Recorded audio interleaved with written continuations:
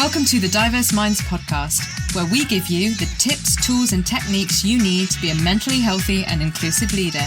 Each week, you'll hear about a variety of topics linked to mental health, well-being, and diversity that will enhance both your professional practice and personal well-being.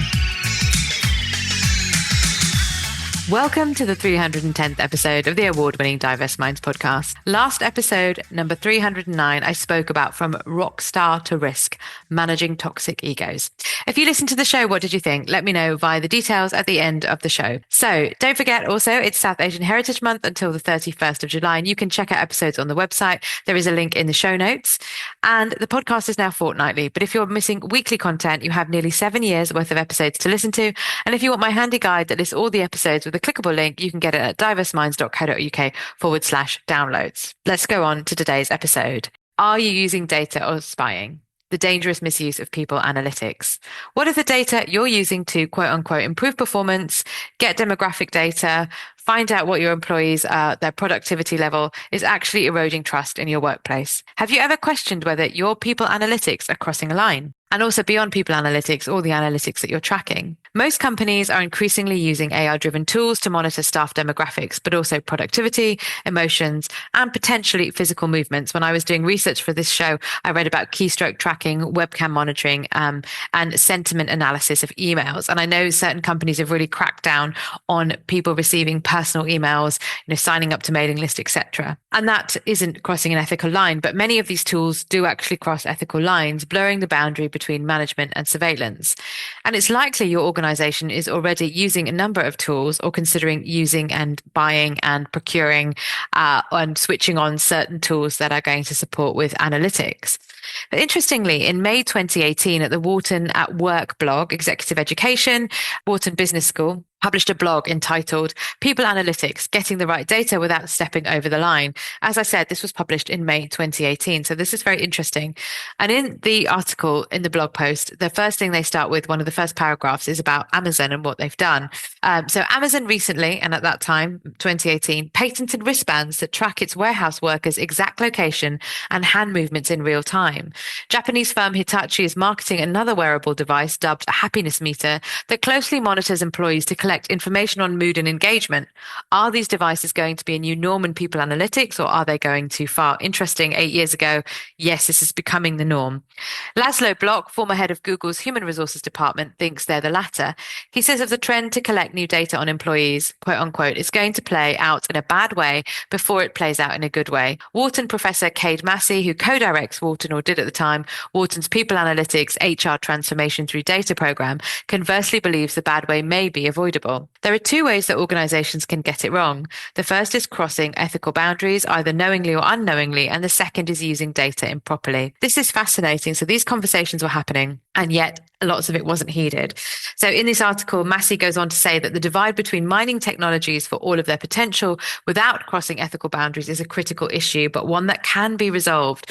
He says companies need to consider what lines they want to draw, what lines they should draw, and then figure out how to get as much as possible within those lines. But privacy concerns, while getting much of the attention, aren't the only potential downside. There are two ways that organizations can get it wrong, and the program includes sessions on both, talking about his own program. The first is crossing ethical boundaries, either knowingly or unknowingly, and the second is using the data improperly. Just collecting it isn't enough. You need to know what to do with it. So do check out, that's just a snapshot. Do check out that article if you want to know more, but it really, really struck me very pertinent and relevant to this day. So the problem isn't necessarily the people analytics in and of itself, but it's the lack of ethical guardrails, frameworks. Organizations are quite clunky, big organizations compared to agile small startups that are delivering these technological tools. And I'm not saying that it's wrong, but then thinking about the ethicalness of it, if you like, of how big organizations are going to use it. So it's that idea of the ethical framework and boundaries, the human empathy that turns the tool into a liability if we don't think about these things. And that's the thing. Tech is definitely outpacing ethics. If we think about the court cases against Facebook recently, how these guards weren't thought about. And of course, I talk about this in my episode where I review Sarah Wynne-Williams' book, Careless People, A Tale of Facebook, A Place I Used to Work, where she outlines the fact that she tried to bring up ethical issues and how they were being ignored. Apparently, employers are voting with their feet, although I think this one's really, really difficult because we know the job market in the UK is not in a good place. Often people don't feel they have a choice, but research suggests, and this research is conducted by psychologist Dr. Tara Behrend at Michigan State University at a feature stage at American Psychological Associations 2 weeks ago. She talked about invasive workplace surveillance doesn't improve performance, and it can even come with a cost. I would say it does come with a cost. When people feel constantly watched, they may be less likely to go the extra mile, help colleagues, or bring their full creativity and effort to their workplace. GDPR fines in the EU, so for misuse of employee data, are rising. So interestingly, in 2020, I'd missed this.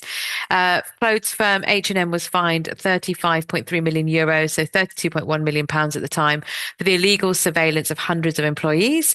The company kept what is quote unquote excessive records on the families, religions, and illnesses of its workforce. It's at the Nuremberg Service Center. The German data protection watchdog found the retailer accepted full responsibility and had plans to compensate employees. I don't know what happened. So when approached correctly, a people analytics platform or any system really takes data sitting in multiple systems, processes it and puts it directly in the hands of non-technical users, or it should do, for the right reasons. And this can help managers answer complex questions that crop up daily. I remember when I was working, we'd look at demographic data, let's see where the gaps are, etc. And the problem is, if these things are ignored, you're going to get an erosion of trust, likely to have a higher turnover, legal, financial risks, fines and lawsuits like the H&M case, short-term productivity gains, but long-term damage, bad reputation, things on Glassdoor, and HR seen as policing, spying, negative language around that. But if it's addressed and actually we have these conversations about this is the data we need, this is the way in which we're going to monitor it, this is how we're going to use it, we can get that culture of transparency and trust, a competitive edge as an ethical employer. Also, we can procure from small businesses that are doing their ethical practices in this area, sustainable performance and innovation, and HR seen much more as a trusted advisor and source of support. So I really hope you're enjoying the content of the show and want to keep up to date. If you are, then join my bi-monthly newsletter. When you join my mailing list, you can now choose the download you would like. So just go to diverseminds.co.uk/downloads and choose the resource that works best for you. Right. So we've said people analytics is potentially being weaponized as a control mechanism tool rather than human-centered connection, leadership, information. And the symptoms that we might see are employees self-censoring or disengaging to make sure they're not feeding too much into systems. It could be that we've got people leaving due to lack of trust. Diversity can really suffer and therefore people don't feel included, but diversity really can suffer because algorithms reinforce biases. So we can see the favoring of ideal patterns or ideal workers, whatever that is, as coded into these systems. We can have a culture that prioritizes data over human connection, a pressure to justify return on investments, particularly for tech investments that can be very costly. Fear of remote working again. So we did really well, didn't we? And now we've gone back and people think, some organizations think it's slacking. And of course, the lack of ethical frameworks for new tools. So given all of that, what can we do? The first thing, and you're not going to be surprised to hear me say this because you've heard me talk about team charters all the time, is potentially something like a data transparency charter or data information charter. So as an organization, listing all the tools that are used, including, AI, data capture, big platform systems, all of it, explain what data is collected, so and why it's being done, and to clarify how it's being used. So to identify certain things, it's not about individual performance reviews, and to also share who has access to it and why and which elements. And the question you might like to ask yourself as an organization, if you're in charge of this, is what's one data collection practice in our organization that employees might be surprised to learn about? And if we're surprised, do we know? And if we're talking to cross-organization, particularly if it's big, and some of these questions as well, you might have to go back to the source, i.e. the suppliers of this data, the data platforms and data information capture, to find out what actually is being captured. Do we have enough information about this? Then are we surprised if it's a cross-institution meeting, organization, business, even if it's small? Are we surprised? And if we're surprised, other staff are going to be surprised.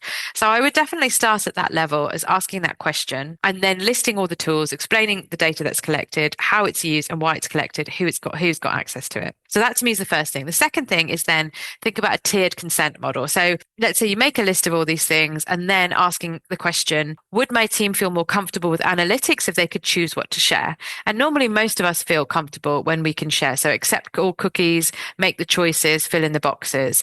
And then the second part to that question is, how would you design that system, or how would you like to design that system?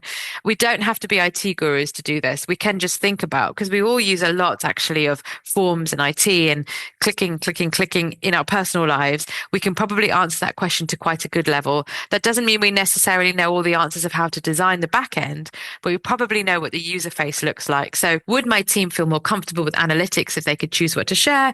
And if so, how would I like to design that system? What would the user interface look like? So thinking about essential data. So what's required for core operations? So of course, things like payroll data, bank data, we need that. That's been captured for years. How is that safeguarded? Compliance. Often there's no opt out for that. People have to give their bank details, of course, if they want to get paid. Exceptional circumstances, but maybe more people than we think have exceptional circumstances. Let's say it's a joint bank account and there's domestic abuse and financial coercive control. So we also can start to piece together the different situations people might be in. Helpful data, so things that team level insights, so some kind of engagement surveys. Often people say they are confidential, they run from external companies, but the amount of times people push back and say, I don't trust the staff survey is significant. Optional data, then individual level tracking. I don't know what that could be. That might be around performance, that might be around certain usages of particular things, or checking whether people are accessing data they should. So some of that can be opt-in, some of that could be opt-out. Use consent management platforms to let employees toggle permissions. So that's really useful. So maybe the other thing, for example, essential data is next of kin. We do need that in case there's an emergency at work. That is essential, but other things might not be essential. Date of birth is, particularly for payroll and NI numbers, but there might be things that you ask that we don't really need. And also to run anonymous polls to gauge comfort levels with new tools. So that could be done on an intranet, and we don't need people's names for that. Yes, no questions. It can be a really short poll. So I think that's a really good way to do that. What could be consent? What could be tiered consent, and what is essential information, and with the essential information explaining how it is safeguarded from cyber attacks as best as possible. Then the third thing is about regularly checking if your analytics tools disproportionately impact certain groups. So equality impact assessments and or audits, and asking yourself, is there a metric in our analytics that might unintentionally disadvantage a specific group? And that can sometimes be a tricky question. So we might have to go to if we have them, staff networks, employee resource groups. Is there anything? So when you've got your list of data, and that's why it's so important to have your list of data. This is all this is not the list of, the list of data as in data captured. So is there a metric here that might unintentionally disadvantage a specific group? So it helps you plug the gaps. So do you need more data to understand the gaps? That could be something. So I remember a lot of people would never declare their religion or belief, and that's fine. I understand why. But then of course, if they're not declaring, we don't know what the gaps are, what might be happening. And also, is there an overuse on technology rather than supporting people? So is the go-to, all right, well, we need an app for that, or we need to create a new survey. Can we talk to people instead? I think that's much, much, much more powerful. Which leads me to my final point, which is, do we need all of this? And the question here is, what's one tool your organization uses that you've always questioned but never had the chance to audit? What's the one tool your organization uses, or that you suspect they use, that you've always questioned but never had the chance to audit? And creating an ethical tech checklist. So within that ethical tech checklist, necessity. So does the tool that's procured, that's being used, solve a clear, urgent problem, or is it like a nice to have? Proportionality, is the data collected proportional to the benefits? So do we need, for example, to monitor keystroke tracking to measure productivity? That's one example. I think in public sector, that's probably not widely done, but in private sector, in certain organizations, it might be. Thinking about alternatives. So could we achieve the same goal with less invasive methods? Or for me as well, human to human contact and connection. Do we have to do it with this? Does the tool provider have an ethical policy? So when we are doing procurement, we need to be asking key questions. So what are the questions we're asking in our procurement policy to make sure that the service provider of this particular service, this data platform or service, is in check, and making sure they don't sell any data to third parties, and to make sure that the suppliers don't disclose their algorithms as well. Thinking about metrics metrics that support rather than punish. So I think in some organizations there are sort of idle time penalties if you're not doing something. And this is just measuring for measuring's sake, because people also might be writing lists. They might be doing things offline. And if we are thinking about inclusivity and neurodivergence and whether someone identifies as neurodivergent or not, I always take hand notes. I don't use these automatic note takers, because when I take notes, I remember, and that really helps me. And so then putting all this together and thinking about a risk assessment score. So scoring each tool on an ethical risk scale. So it could be 1 to 5, 1 to 10. So if there's a high risk and a low value, think about dropping that tool and how you could do this. Now, clearly, it's not always that easy because people are often tied into 3-year contracts, but thinking about how we need to do this. And I think the whole Palantir debate and debacle is a very helpful example in the public eye, where clearly the risk assessments weren't done or they weren't done in the right way. And also the value for money. I don't know, maybe these organizations felt they were value for money. I don't know how the decisions were made. But of course, this would really help. So like we do risk assessments for anything, using the procurement information, the necessity, the proportionality data, the vendor ethics, supplier ethics, we can create a risk score. So staff data is required, absolutely, but are all the elements that are being tracked needed? What's the value? What do you get from the data that helps address inequity and the other areas that are really important to your organization, business, or institution right now? Do staff know what you're collecting, why, and the purpose and how it's used? And when and how think about when and how you conduct regular audits to ensure ethical monitoring. So I really hope that you've enjoyed this, and I'd love to hear from you. Don't forget, I run workshops, training sessions, and keynotes for organizations all about creating positive, happy, and equal workplaces. So do get in touch with me to find out how I could help you at Leyla, Leyla, at diverseminds.co.uk.